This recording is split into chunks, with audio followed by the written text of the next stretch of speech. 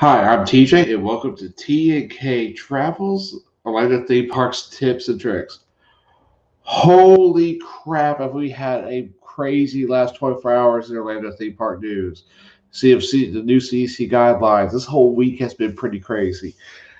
I know we originally wanted to do this about plus size guests because I'm fluffy myself, but I think I might spend more majority of the show going over what happened just the last week.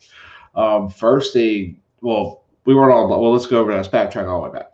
Last week, David show was my dad's birthday plus Mother's Day. Didn't want to do it. Ended up in the ER with back spasms, so and I'm still kind of having them. So if you see me cringe at all, that's what's up. Um, Furthermore, last week, Universal Studios, they finally changed their social distancing. They went to 3 feet, which, okay, it's kind of all happening with the way where everything's going. Oh, hey, Tyler, how you doing, buddy? Welcome in. I saw that happening. Then I was waiting for Disney to do it. So Disney does it this week. Okay, that's cool. So then we get to yesterday, which was wild because around 4 o'clock our time, which is 5 o'clock Eastern, I see Universal Orlando goes no mask anymore outside. Still got to wear it on rides, restaurants, inside stores. Pretty much go inside. You got to have your mask on, or if you're alive to ride, have your mask on. Ken and I had talked about this. That would probably happen. So Ken and I were talking about. We're like, okay, so if everything is as it's been the last since the parks reopened, it's kind of like always. Universal took the first step, then Disney took the next step. Well, it only took Disney 4 hours to change their mind, and they did the same exact thing.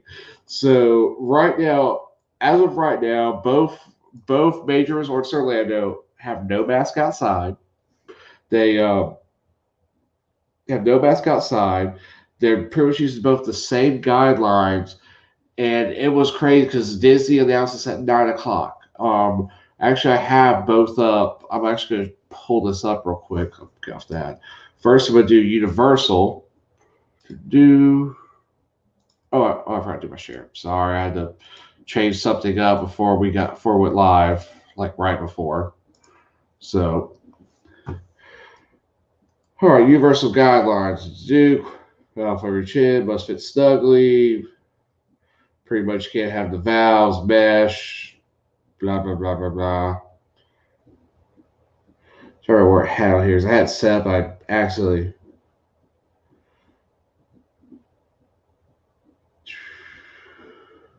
So pretty much here it says you can't, only wear, you don't have to wear one. You can still, if you feel uncomfortable not wearing one, you can still wear one outside, but you don't have to. That's what it kind of gave you. And they're really pushing for kind of like the honor system, which is if you're vaccinated, like hashtag Team Pfizer, like I am, I should be able to not wear a mask outside. It's the new CDC guidelines that came out yesterday afternoon.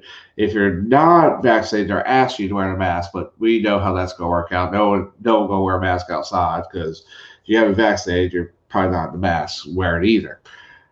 So, like I said, this happened at 4 o'clock. About 9 o'clock our time, which would be at 8 o'clock Eastern. I see a blip from one of the many Disney groups I'm in right now that Disney followed suit, which is awesome because we were honestly about to buy a bunch more masks. But if you come down here, it actually shows you on Disney's website where you have to wear a mask, where you don't have to wear a mask. So it's upon entering it throughout all attractions, all theaters, include theater entrances, all transportation, including transportation entrances, all indoor locations, including restaurants, except actively eating or drinking while stationary. And of course, where you don't have to wear it is on pool decks and outdoor commons area. But my big question is right now is I know Disney changed it a couple months back where if you're in a restaurant, you had to keep your mask on unless your food was present or you were actively drinking. I wonder if they're going to change that back to where it was in the next couple of weeks. But great, awesome news. I mean, I was ecstatic about this. This really, really made our night because I was up late. I was actually on a Morse channel when I found out about it. And a second I got off, I went and made a quick short just to say, hey, this just broke. Oh, why do I have it like that? Sorry, guys. So that's what's been going on with that. So again, that's amazing, amazing news. I can't get over how quickly this happened. I can't believe Disney didn't hesitate. They just went, you know what, they're doing it, we're doing it. This whole time before, I don't know if there's been, like I said, there's also been a timeline with Universal was the first Open City Walk. Then about a week later, Disney did Disney Springs. Then Disney, then Universal said, we're going to open some hotels. Disney opened some hotels. About a week later, it usually was about a week gap between the two because Disney was pretty much using Universal as a guinea pig. Like, let's see how they do it, and if it works, we're going to do it, but do it better. So, when it came to opening the parks, Universal opened first. Disney waited a week and then opened theirs. They wanted to make sure their stuff. Well, they actually waited a couple weeks. Universal was the first to say, "Hey, we're going to do some Halloween stuff." Then Disney was like, "We're going to do some Halloween stuff." You're pretty much getting the drift here. It's pretty much Universal would announce something. Then a week or two later, Disney would announce it after. I could not talk this weekend. Announced it right after it. So we are very, very excited because we have to buy more masks. But pretty much we talked about, we got about 3 per day for both of us. So we're set there, we think. As long as, like I told kids, as long as it doesn't rain, we're fine on mask. But I am relieved about not being in Florida heat in June with a mask on because I was kind of dreading that, to be quite honest with you. So, but it's great news. I'm just very, very, very happy they finally made this call and actually feel a little more secure going now with it. So, so that was the big news. Like I said, that was the last 24 hours. I mean, like I said, crazy, just craziness of everything. The other news to come out this week is, I'm gonna pull a picture of this, is that Disney will not be having their normal Mickey's Not So Scary Halloween. Instead, so this is what happens when you don't do a show in 2 weeks, is you forget how to do the simplest task.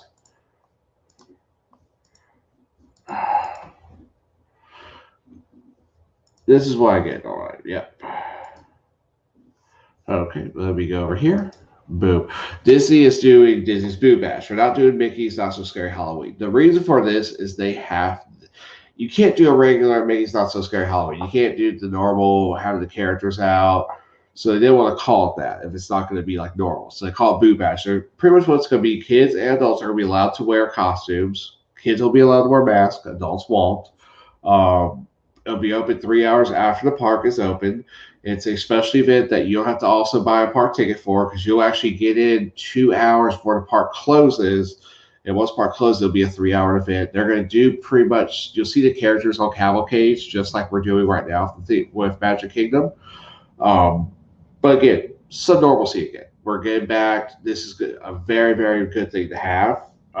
Go back to this is one thing I never did. Disney was their Halloween stuff. I was always the Universal person at Halloween Horror Nights. So again, great news. This will be the first, if I'm not mistaken, this is actually going to be the first specialty event that's a separate ticket Disney has done since coming back from the pandemic. So that's awesome as well.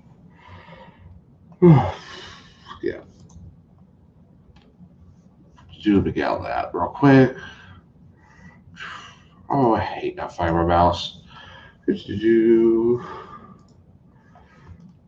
hurt. So, anywho, the other news this week outside the parks was, Disney Wish came out. You can start booking that on the 27th of this month. Its first 5-day cruise for an interior, the cheapest room for 2 people is going to be $5,000 for a 5-day cruise. I just want you thinking about that, for instance. $5,000 for a 5-day cruise. I go on peak season cruises and don't pay that much. We were talking about that this morning. We just got done watching a video on the Disney Wish from Disney Food Blog. It's pretty much what I do before I come on. I always watch one of the shows. And it was like when they said $5,000, like that's a big note for me right now because I like cruising, but I'm not paying. If I'm paying $5,000 for a cruise, my butt better be in the Haven on an NCL cruise or concierge level on or Royal Caribbean. Just I'm not paying that much for an interior. I just can't. I like spin mode, but I like no, I can't do. I could not make that. I could not make that call. The other news when we go into the cruising world is that it looks like the U.S. government, the Senate has waived the Jones Act for Alaska cruising. What does that mean? If you're not in the cruising, pretty much a cruising leases U.S. soil, no matter what, has to touch ground on different soil, on different country soil, or you get taxed a ton. This basically eliminated a bunch of those. This basically cruise doors and a bunch of these random gambling boats that would go out in international waters for like a night or 2 nights and come back in. That's what eliminated. Well, they pretty much waived the Jones Act for Alaska cruise only, so they don't because Canada has a cruise ban. I think it's now to October or something crazy like that. So pretty much whenever the cruise industry gets rolled again, you can have the Alaska season. You might have the end of the Alaska season. I'm still at a point where I'm still holding my breath, where I'm not going to hold my breath on anything until I see it happen. Because how many times we've been lied to by the cruise industry since all this happened over again? I mean, Carnival made it sound like we were going to be cruising. What was it, last September out of the blue? So where are we at now? We're in March and we still haven't done it. Outside of a few overseas cruises, we're not doing anything. So again, I wouldn't hold my breath on anything until you see it, but there is possibility for Alaska cruising. So let's get to Wob here. We got, which I'm excited about. We got 22 days till Disney World. We are very excited. They actually opened up Chef Mickey's for dinner last night. We were able to get a reservation at our Walt Disney World night. We're just debating if we want to give up Crystal Palace. So if anybody here has been to both and prefers one or the other, or just here's like your opinion, like which one would you choose? We have both reserved for dinner time. Here's the difference though. Crystal Palace we can only get for 4:55 p.m. Chef Mickey's is at 6:50, which is I'd rather have the later. I'm sorry about that. I prefer the later time. I mean that's what we're probably gonna end up going with unless we find something Crystal Palace, but anybody wants to help us make that decision, has been to both, could tell us this one definitely need to go to, that would help us. So we're on the fence on both because Crystal Palace, we go to the day one restaurant. We love it, but Chef Mickey's is a chance we can see Mickey in while we're in our Walt Disney, while our Magic Kingdom closed that day. So it's another thing there. So let's get to while we're here. Like I said, today we're going to talk about theme parks for plus size people. First things first, if you want to know which park's better for people who are big, because I think it's pretty tell I'm a bigger guy. I've been to both parks as a bigger gentleman. It definitely goes to Disney World because I know what ride's not going to fail there. It's going to be Flight of Passage. It's going to be Snow White Mine Train, Snow White Ride, and there's one other, but I don't like it anyway. But I remember those are the two biggest ones you won't be able to fit. Everything else you can pretty much fit if you're big. Like as long as you're under, I would say about 400 pounds, you can fit anything there. So if you're in that 300-pound range, anywhere from 300 to 399, you're pretty much good in my opinion. Almost everything else they do have, certain rides have certain seats that are a little bigger. So some of the roller coasters, and like I said, pretty much Disney's pretty much more companies for bigger people. But a couple things you might want to have when you go there. The first thing is proper footwear. And this I'll say for anybody, but especially just bigger people, because we're hitting more, put more pressure on our feet during the day. You're gonna be walking 10 miles a day roughly at any theme park you go to, whether it's Disney Universal, especially Disney. You're gonna walk about 10 miles a day. I'm a flip-flops and Croc person, and I bring sneakers just in case I need them. But I kind of rotate every day between flip flops and Crocs. I have not kid won't let me show it today, but I have some baby Yoda Crocs that I'm wearing to Disney World. But the main reason why you kind of want to change it up is different shoes have different pressure points where you're going to be hitting, where friction happens. So it basically relieves your foot every day when you switch it up. So that's a big thing. The other thing after that is if you get water balls and have a way to freeze them that night when you get back to the hotel, kind of, put on the ground, kind of rub your feet on it. And what was the other thing we were told to do? Oh, you could get the icy hot or a lidocaine, or if you have like we have some lidocaine patches now because of my back. You can cut those and put them on the bottom of your feet. It's supposed to make them feel amazing in the morning. So that way you don't have bruised up feet. I can tell you, Universal Studios tore my feet up. I didn't get any blisters. Kayla got that sadly, but I haven't had my feet sore in years compared to that. So that's what I'll say would be number one. Number two, beware of chub rub. Oh, sorry. Hey, Danny, how you doing, buddy? Beware of chub rub. This could be anybody. If your thighs touch, again, you don't have proper shorts, proper garments, you will get rubbed. You will chafe, and chafing at the park is miserable. We always use Chub Rub. It's the actual brand, or there's Body Glide. There's a whole bunch of different friction. They all look like deodorant sticks. I always use them my inner thighs a lot because I've had big thighs since I was playing football, and I had to use that back when I played football when I was training in the summer. So would highly recommend getting that because chafing sucks. The other thing, if you're able to, you need to start working on your cardio and go walk around. I'm not telling you to go walk 5 miles. Like we have our neighborhood here. You walk around, it's a little less than half a mile to walk around it. So what I've been doing is at night, taking Sam with me, depending on if the asphalt's hot. If the asphalt's too hot, no, he stays here. I don't want to burn his feet. But if like early morning, I'll take him with me and we'll go walk 1 lap, 2 lap, just kind of get used to walking. And I'm wearing the shoes I'm wearing, so they're broken in as well. But that's it. And if you're in a position where you can't, as I understand, there's some people different people have different health issues where you can't do that walk, maybe because of injury, stuff like that. You can always rent a cart, electric scooter. At Disney World, they're like $70 a day though. But there's also different companies that will rent you one out that will deliver it to your hotel for you. So you do have that as well. So that's another thing I would say to do. Another thing would be, let's see.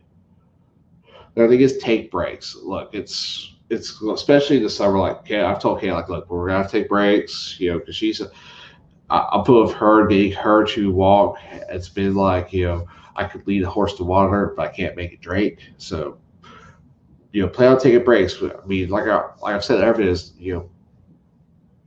plan your plan at the park. Never go to the theme park without a plan. Know where you're going, but when you make your plan for breaks in like shady like spots. Like I know over Frontierland by Splash Mountain, there's a good shade places over there.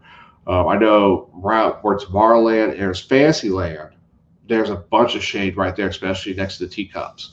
So kind of plan your spots to get rest, and there be some shade out of the sun. And especially with the relaxation stations right now, where those are areas where it used to be where you could just stay off your mask. I don't know if they're going to keep these or not, but I think they'll make them still where you can probably just hang out and rest. Use those to your advantage as well. The other thing I'll say is hydrate. You need to drink, especially June. It is hot. For someone who lived there, it is hot as Hades in Orlando, Florida. It's one of the hotter spots in the state because it's actually like as inland as it is, you don't have the luxury of being like in Tampa or Daytona or Miami to have a sea, or even Key West that has a sea breeze constantly. So it's a lot of stagnant air, stagnant heat with a ton of humidity. Make sure you're drinking water. I'm very, very prone to going through heat exhaustion. I've had 3 heat strokes in my life. Not one of them have ever been fun. Would not recommend it at all to anyone. So hydrate. If you start, and the bad thing about a heat stroke is if you start feeling symptoms, I can't put it anywhere. You're pretty screwed because it's going to happen. You've already gone past the point of no return. So I'm not. So I would say bring your water bottles. I wouldn't be getting a water fountain right now. I don't think they're on at most theme parks right now, just because pandemic. But drink water, take advantage. Most restaurants at Disney, even the walk-up place, will give you like a complimentary cup of water that you can use all the time. Water's it's always free. Expect free there, so people keeling over. So just stay hydrated. I would also recommend Kayla, when we do our show the week before we go, she's going to show you these fans we got to go around our neck. She's got these towels where you just put water on, you pretty much slap them and they get real cold. You put those around your neck too to keep you cold. But that's something I'd really recommend because, like I said, I've had it 3 times. I had it twice. Once while I was playing my high school ball, once while I was playing college ball, and then one while I was working at the car dealership. I literally was walking down one of our back hallways, and the whole my vision just went like this all of a sudden. I knew I was standing up, but I was seeing everything sideways, and I collapsed in the back. And every time I've collapsed, and that's scary too because you're just collapsing. You're not bracing the fall. One time I almost broke my nose my first time doing it, so not fun. Number 19 for big people, deodorant, deodorant. I would almost bring some with me to the parks because you're gonna get sweaty. We know how to get sweaty. Someone's got a little extra folds. I got mine. I have no shame in my game. Make sure to put a little antiperspirant deodorant in those areas too. That way you don't stink while you're there. Because again, Florida is not only hot, it's humid. Especially if you're from an area that's dry, like a dry hot. It's a completely different style of heat because it's muggy, it's thick. It makes you like I tell people like this because I live in the area that's pretty much as warm as and hot as Florida.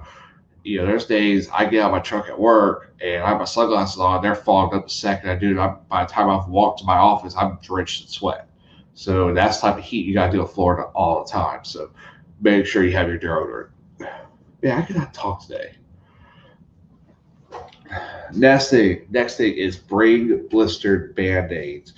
Like I said, we put a little bit us bigger people put a little bit more weight on our feet when we're walking. We're more prone to getting blisters.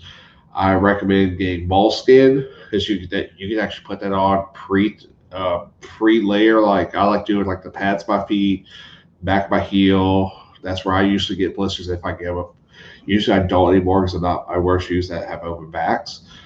Um, bring that. They also sell. You go to any type of pharmacy, whether it's CVS, Walgreens. I don't know if there's a third anymore. You may have a local one. Oh, hey Anthony, welcome in, buddy. Um, get something to protect. Even if you just could get band-aids and you can pre-apply them, do that. Next one, dress properly. Again, especially if you're going somewhere, it's gonna be hot. Don't wear your Sunday best. I used to people watch and laugh at people who go to Disney World, like they're going on Splash Mountain, and they're dressed like it's Easter Sunday. No, we don't do that. You don't need to do that. I'm just telling you, my entire the whole trip, I'm wearing a t-shirt, I'm wearing sports shorts, Crocs, or Crocs or sandals or tennis shoes in a hat every day. So that's good because it's gonna be comfortable and it's all breathable material. It's all like loose gear, Under Armour material that Kayla's using to make my shirts with. So always do that. And the other thing is still have fun. Remember, don't. The other thing I would say, take advantage if you're worried you won't fit, because nobody wants that embarrassment. If you've waited an hour in line, you get there, you don't fit on something. Almost all the rides that have any type of like mechanism where it's going to hold you, there's a place out front where you can try it out. That's how I figured out Universal. I really couldn't fit on any of the Harry Potter rides, and a lot of times it wasn't my belly. Like one it was my legs. Like like I told kids, like it doesn't matter if I'm this way right now or down to 200 pounds. I wouldn't fit because my thighs. I've always had huge thighs.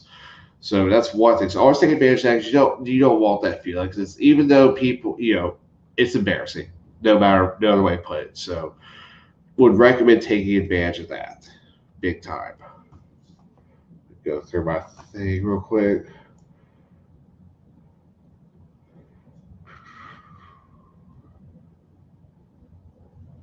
take breaks.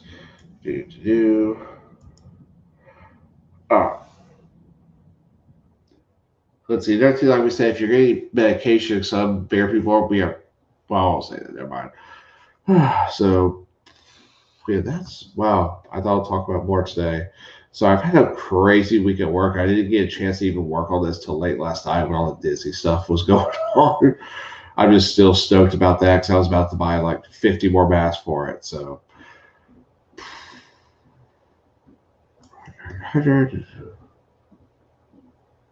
have a player to do. But still, when you go there, still plan on having fun. I mean, like I said, Disney's good for bigger people and smaller people. So it's always very good. So I did plan on doing an hour today because, like I said, I'm still having back spasms today. So I won't be in the chair that too long today. But I want to do something, especially with yesterday. So I hope all. So I'm gonna cut it off here. Hope all y'all have a great Saturday. I'll be on I'll be on Grizzle Family Vacation later tonight. Hanging out with them for a new format. We're gonna be talking about pretty much stuff we talked about today on my show. Hope everybody has a great weekend. Bye.